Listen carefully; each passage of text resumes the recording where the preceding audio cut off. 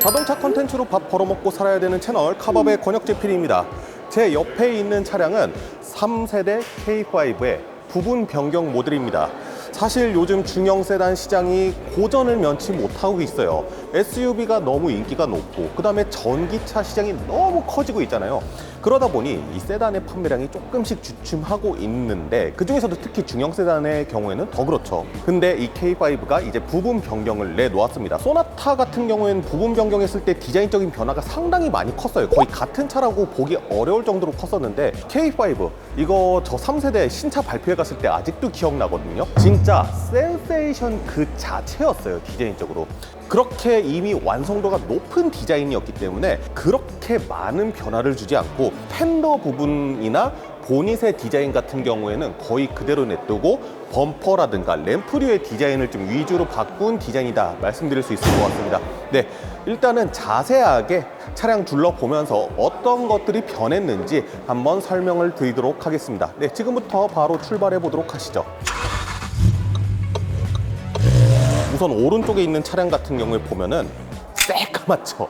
그릴도 까맣고 뭐 범퍼 까맣고 휠도 다 까맣고 사이드미러 다 까맣고 하죠.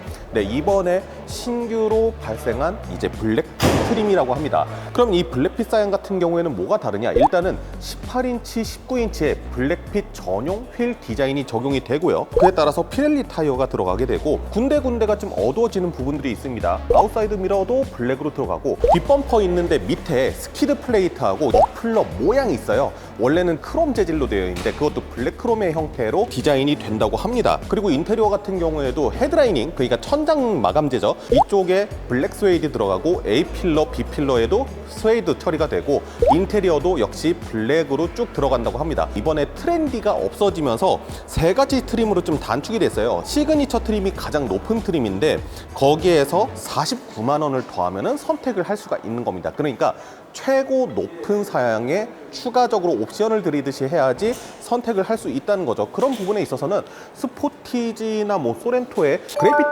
트림하고 좀 어느 정도 비슷한 느낌이라고 말씀을 드릴 수 있을 것 같아요. 기존 K5와 비교했을 때 가장 많이 바뀐 거는 이 DRL 부분이죠. 스타맵 시그니처 라이팅이라고 하죠. 요즘 기아가 주도하고 있는 디자인 트렌드인데 수직으로 뻗은 DRL과 수평으로 뻗은 DRL이 절묘하게 잘 맞아 떨어지는 그런 디자인을 가지고 있거든요. 기존의 K5는 DRL이 한 이쯤에서 끊겨져 있었고 지금 보면은 헤드라이트의 윗부분으로 DRL이 지나가는데 원래는 아래쪽으로 깔려 있었거든요. DRL을 확장을 해서 이만큼 내려가는 모습을 확인을 할 수가 있습니다. 한마디로 이 수직의 선을 조금 더 살려서 스타맵 시그니처의 느낌을 크게 살렸다라고 말씀을 드릴 수가 있고요. DRL이 방향지 시등을 점등하면 이렇게 방향지 시등의 역할을 하는 거는 똑같은데 하위 트림에서는 벌브 타입으로 해서 이 밑에 별도로 있었잖아요.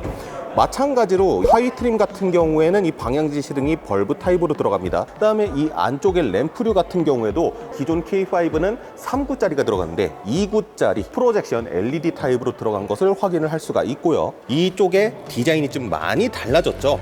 원래는 이쪽으로 공기가 빠져나갈 수 있는 구멍이 살짝 얇은 세로선으로 들어가 있었는데 그 부분을 확 키웠어요.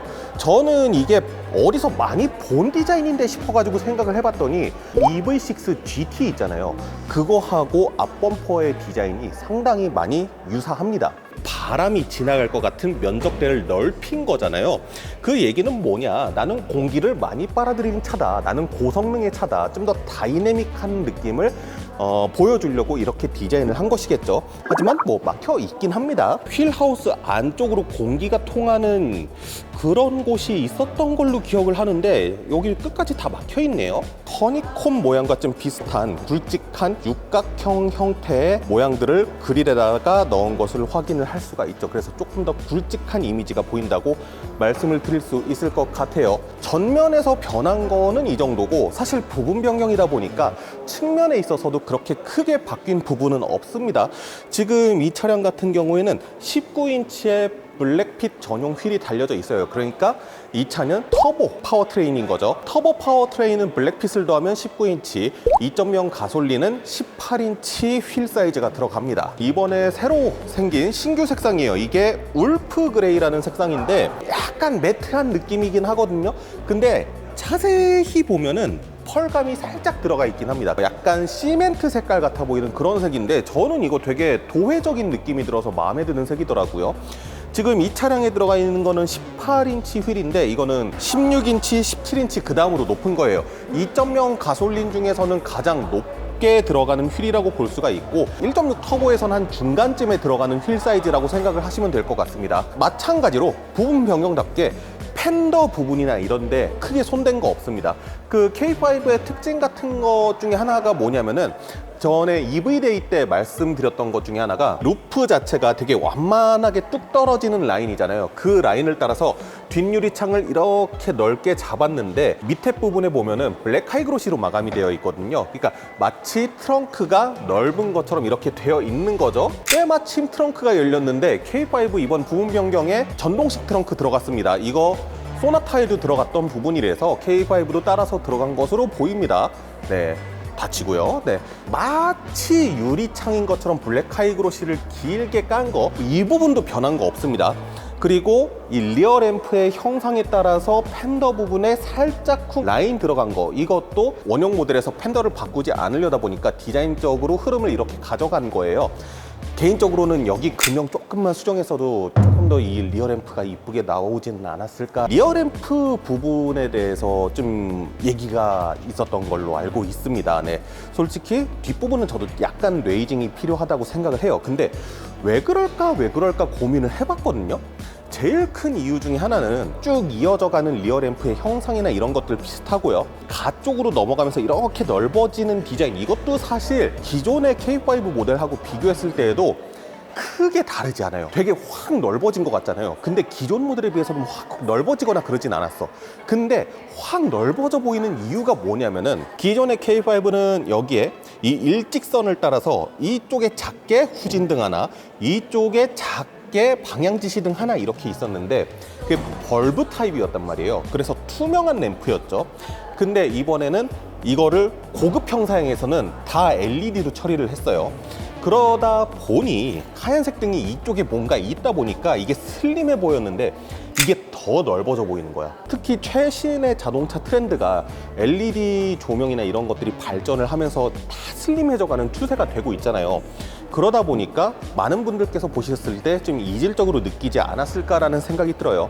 참고로 하위 트림 모델로 가게 되면은요, 여기에 기존형 모델과 비슷한 느낌으로 벌브 타입으로 들어갑니다.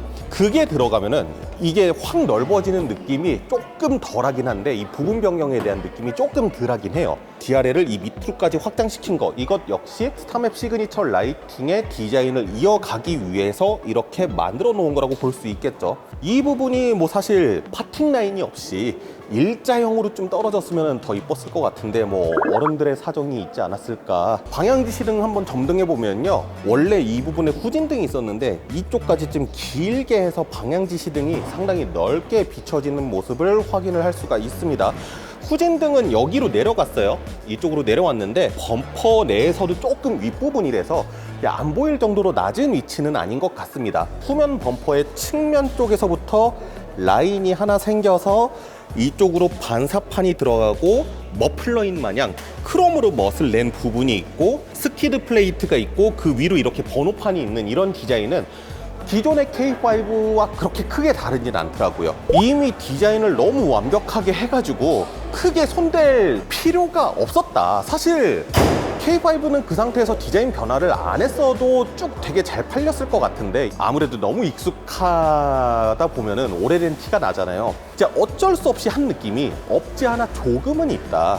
근데 그럴 거였으면 조금만 비용 더 들여가지고 개인적으로 좀 걱정이랄까? DRL이 이렇게 밑으로 내려왔다 그랬잖아요. 근데 이게 상당히 좀 많이 튀어 올라와 있는 파츠거든요. 그래서 약간 정측면에서 봤을 때 이 뒤에 부분이 좀 튀어나와 있습니다. 공기역학적인 측면에서 봤을 때는 그렇게 좋지는 않은 요소일 것 같은데 이 부분이 어떨지 그 부분은 조금 궁금합니다. 위치 자체가 뭐 이것 때문에 풍절음이 들려요 그런 얘기를 할 부분은 아닌 것 같긴 한데 K5가 이번에 좀 변한 것들이 몇 가지가 있는데 그게 뭐냐면은 전륜, 후륜 서스펜션 쪽에 멤버를 좀 손봤고 그 다음에 앞 유리창과 차체가 맞닿아져 있는데 조금 보강을 하고 그 다음에 원래는 앞 유리창하고 운전석 측면 유리창 이쪽에만 이중 접합 유리가 들어갔다고 하는데, 이번에는 2열 측면까지 이중 접합 유리가 들어갔다고 해요. 그래서 자세히 보니까 이중 접합 유리가 맞거든요. 로드 노이즈, 그러니까 노면에서 올라오는 소음하고 풍절음, 이런 외부의 소음 같은 것들, 그러니까 NVH에 조금 더 집중한 느낌이 난다. 익스테리어의 디자인 변화는 이 정도 말씀드릴 수 있을 것 같고, 실내로 한번 들어가 보도록 할까요? 인테리어 색상 보이시겠지만 이번에 신규로 적용된 마션 브라운이라는 색상입니다. 보도 자료의 이미지만 보고 이 색상이 대체 어떤 색상일까 좀 궁금하긴 했었거든요. 약간 붉은기가 많이 들어가는 황토색 같은 경우에는 이거 자칫 잘못하면 찜질방대입니다. 실제로 보니까 색이 되게 강렬한데 촌스럽지 않아요. 되게 진한 오렌지 빛깔? 그러니까 약간 채도를 죽인 오렌지 빛깔 같은 느낌이 들거든요. 그래서 어느 정도의 스포티한 느낌이 보이고 일단은 좀 확 튀는 듯한 그런 느낌은 가지고 있습니다. 그런데 이 윗부분하고 조금 어울리는지는 그게 의문이기는 해요. 오렌지의 빛깔을 가져가고 있는데 갑자기 여기에서 우드 트림이 나오잖아요. 확 튀는 컬러인데 갑자기 너무 확 점잖아지니까 급속도로 노화가 진행이 되니까, 이렇게 튀는 인테리어 컬러를 잡았을 거면은 조금 더 튀는 내장재를 넣었으면 어땠을까? 그 부분이 살짝 아쉽기는 합니다. 커브드 디스플레이가 적용이 됐습니다. CCNC, 그러니까 현대기아의 가장 최신형 인포테인먼트 시스템이 들어가서 왓챠, 웨이브, U+ 모바일 TV 이런 것들 다 스트리밍 통해서 볼 수 있게끔 되어 있는 거 확인하실 수 있죠. 오늘 오전에 보도자료로 이제 현대차 그룹의 자동차에서도 유튜브 시청이 가능하다라는 그런 보도자료를 받아서 오늘 Q&A 시간에 한번 여쭤봤는데, 그 부분에 대해서는 아직까지는 이제 얘기를 들으신 바가 없으신가 봐요. 그래서 그 부분은 제가 한번 별도로 문의해서 알게 되면은 말씀드리도록 하겠습니다. 12.3인치 계기판, 12.3인치 계기판, 만약에 하위급 옵션으로 넣게 되면은 캐스퍼라든가 레이라든가 그런 데서 볼 수 있는 전자식 같은 느낌의 그 계기판이 있잖아요. 그 계기판이 들어간다고 합니다. 인테리어 디자인에 있어서 레이아웃은 동일해요. 위쪽에 센터 디스플레이 있고 밑으로 에어벤트 있고, 그 밑으로 원래는 에어컨, 그러니까 공조기가 달려져 있었는데 최근에 기아차답게 공조와 인포테인먼트를 이렇게 버튼 하나로 조작할 수 있는 이 기능 들어갔다는 거 확인하실 수 있고, 여기에 스마트폰 무선 충전 공간이 있는 거 확인하실 수 있습니다. 그 외에 이 아래쪽 부분의 배치는 사실상 비슷해요. 다이얼식 기어 노브 들어가 있고 컵홀더 이렇게 두 개 있고요. 드라이브 모드 조절이라든가 통풍 열선 시트 레버 뭐 이런 것들도 위치랑 디자인이랑 다 동일한데, 여기에 추가적으로 지문 인식 버튼이 새롭게 추가가 됐습니다. 일단은 그 정도의 차이가 있다고 보이고요. 네, 센터 콘솔 공간이 이 정도 제법 넉넉하게 있는 편이고요. 개인적으로 조금 아쉬운 부분이라고 하면은, 얼마 전에 소렌토 시승했었잖아요. 제 그때 좀 안 좋은 평가를 했던 것 중에 하나가 이 모델에도 크렐 오디오가 여전히 들어갔습니다. 근데 12개의 크렐 오디오가 들어가서 5.1 채널까지 지원이 된다고 해요.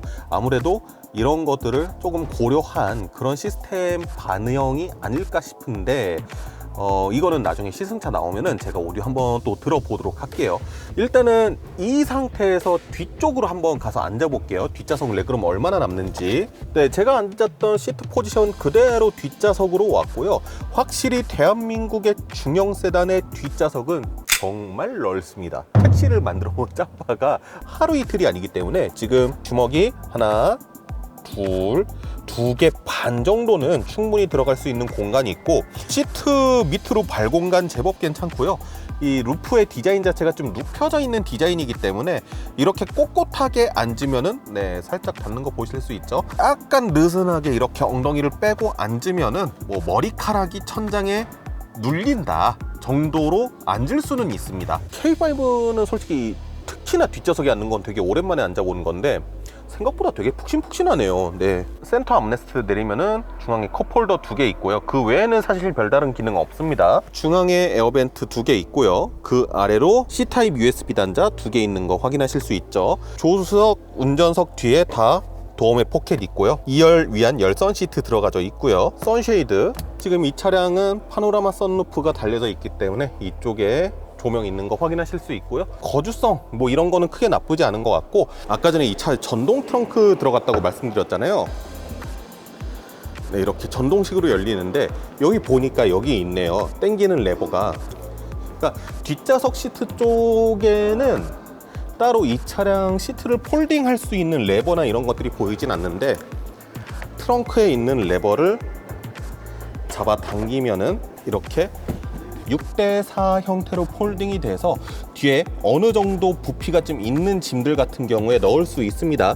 다만 턱이 이 정도 있어요. 세단에서 차박하신다는 분은 한 번도 본 적은 없지만은 차박하기는 불가능하다는 점. 제 옆에 있는 차량 같은 경우에는 이제 요트블루 색상을 한 차량이에요. 이번에 부분 변경되면서 이 색상 없어지면 어떡할까 우려를 많이 했었거든요. 1세대 K5에도 보면은 산토리니 블루라는 컬러가 있었습니다. 개인적으로 파란색 K5에 대한 약간의 로망 같은 게 좀 있었던 사람인데 이게 1.6L 터보 전용 색상인 거는 이전 모델에서도 마찬가지였거든요. 근데 1.6L 터보 모델 전용 색상이 하나 더 생겼습니다. 바로 몬스케이프 매트 그레이라는 색상. 이거 매트 색상이거든요. 언베일링 행사할 때 있었던 차량이에요. 무대 조명이 휘황찬란하게 빛나는 색상이어서 좀 더 그런 느낌이 있었는데 그 색상 되게 이쁘더라고요. 이 K5 자체가 약간 도회적이면서도 좀 뭔가 디지털 같은 그런 느낌의 디자인을 가지고 있는데 그런 디자인에 되게 잘 어울리는 색상이다. 만약에 그 색상이 무광이라서 관리하기 좀 힘들 것 같은데 라고 하면은 저는 이번에 새로 생긴 이 올프 그레이라는 색상도 좀 적극 추천을 드리고요. 이 차량 인테리어 컬러 같은 경우에는 샌드 인테리어라고 해서 밝은 회색, 베이지 그 중간 어딘가쯤의 색상이거든요. 마션 브라운 인테리어는 너무 튀는 것 같고 블랙은 너무 무난한 것 같고 했을 때 선택할 수 있는 색상이지 않을까 싶어요. 파워트레인의 변화는 없어요. 있던 파워트레인도 그대로 고지 가져가고 출력이 변한다던가 뭐 그런 변화도 없습니다. 너무 익숙한 느낌을 지우기 위한 어쩔 수 없는 부분 변경의 느낌이 살짝은 있어요. 저기 보면은요 하이브리드 모델이 한 대가 전시가 되어 있어요. 참고로 이 친환경 인증이 아직 덜 끝난 상태여서 친환경 세제 혜택까지 받은 후에 가격이 공개가 되진 않았는데 기존의 모델 같은 경우에는 하이브리드 모델의 특성화 디자인이 따로 있었거든요. 근데 이번에는 없습니다. 그냥 동일한 디자인으로 가는 것을 확인할 수가 있습니다. K5 부분 변경 모델 인테리어, 익스테리어 부분 전반적으로 한 바퀴 싹 둘러봤는데요. 아무래도 더 정확한 거는 나중에 시승 차량 받아서 주행해 보면서 좀 말씀을 드려야 될 것 같아요. 전작에 비해서 그렇게 많은 것들이 변하진 않았다. 왜냐하면은 이 K5는 원래도 디자인적으로 거의 갑벽한 차였단 말이에요. 디자인적인 완성도가 너무 높은 차량이었기 때문에 굳이 거기에다가 손대가지고 또 이상하게 되면 오히려 역효과가 일어나니까 기존에 잘생겼던 모델에다가 화장을 조금 더 덧붙이자 정도에서 탄생한 모델이 이 모델이에요. 그럼에도 불구하고 우리 기존의 깡통 모델이었던 트렌디 트림이 전체 라인업에서 사라지면서 지금 렌트카 사양에만 남았는데 가격이 300만 원 이상 조금 인상이 됐단 말이에요. 그래도 기본적으로 국내 소비자들이 선호하는 사양들 같은 거 있잖아요. 뭐 예를 들어서 12.3인치 내비게이션이 있잖아요. 기본으로도 들어갑니다. 옛날 같은 경우에는 그래 12.3인치 모니터 줄게. 근데 내비게이션은 못 줘. 내비게이션 소프트웨어는 따로 옵션으로 하는 그런 경우도 있었는데 이번엔 그런 거 없어요. 깡통도 이 내비게이션이 들어가 있는 12.3인치 모니터 그대로 주고요. 앞좌석 열선 시트와 통풍 시트 역시 기본으로 들어갑니다. 국내 소비자들이 선호하는 편의 사양들을 많이 담았다라고 말씀을 드릴 수 있을 것 같아요. 일단 뭐 이 정도까지 말씀드렸으면 오늘 말씀드릴 수 있는 건 다 말씀드린 것 같고요. 사실 세단 시장이 요즘 많이 어렵습니다. SUV에 대한 선호도, 그 다음에 전기차에 대한 선호, 전기차는 특히 배터리 때문에 세단형보다는 SUV의 형태 차량이 많죠.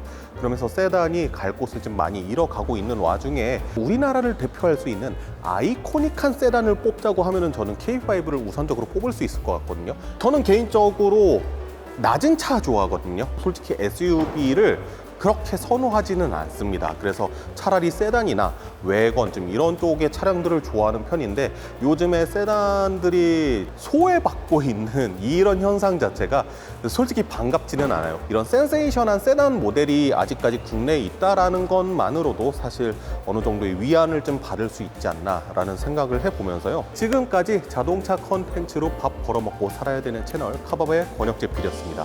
감사합니다.